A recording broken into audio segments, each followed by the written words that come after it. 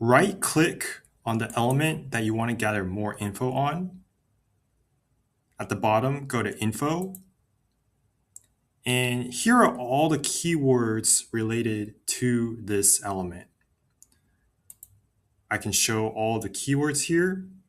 And depending on what type of element that I want to add, I can click on the keyword itself. And on the left-hand side, I have some more options where I can add additional graphics that are similar to this element here.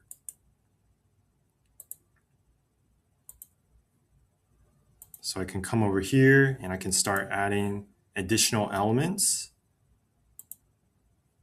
Same thing with images. If I go and right click and click on Info,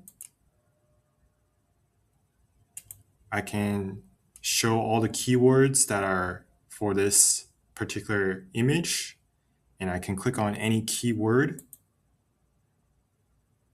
and I can go through some of the graphics, the photos, videos, and select any of them that apply to my presentation that I feel would enhance it.